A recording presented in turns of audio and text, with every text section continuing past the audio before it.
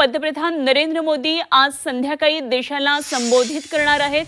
महत्त्वाची बातमी आहे, संध्याकाळी 5 वाजता मोदी देशवासियांना संबोधित करणार आहेत।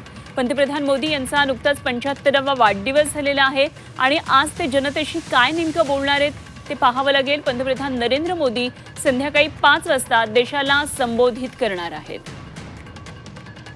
राज्याच्या या संबोधनामध्ये काय नेमके महत्त्वाचे मुद्दे असू शकतात हे बघणं महत्त्वाचं ठरेल।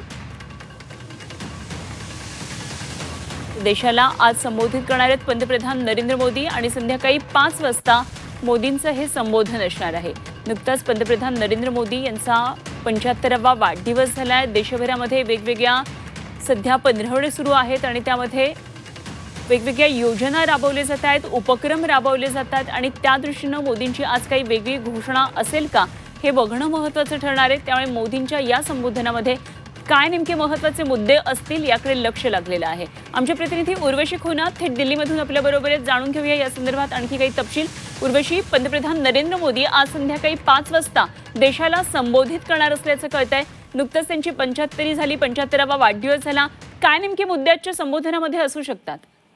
नक्कीच उद्यापासून आपण बघतोय की नवरात्र सुरू होणार आहे आणि खास करून नेक्स्ट जेन जीएसटी जे पंतप्रधान नरेंद्र मोदी यांनी लाल किल्ल्यावरून अनाउन्स केलेलं त्याचा तो दिवस आहे। तर उद्यापासून तो दिवस असा असेल जिथे लोक स्वस्त खरेदी करू शकणार आहेत, लोकांची कुठे ना कुठे गर्दी वाढणार आहे आणि तो एक बघितलं तर सणाचा पण दिवस सुरू होतो।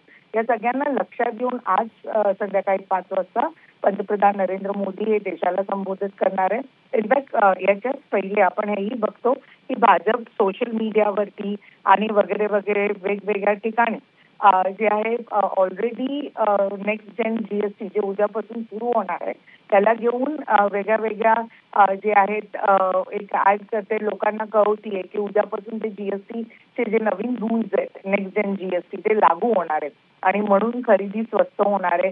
सणांच्या दिवशी जेव्हा लोकांमध्ये एक उत्सुकता असते वेगळ्या वेगळ्या गोष्टींना घेण्याची, ती सगळी आता स्वस्त असणार आहे असं समजून येत आहे।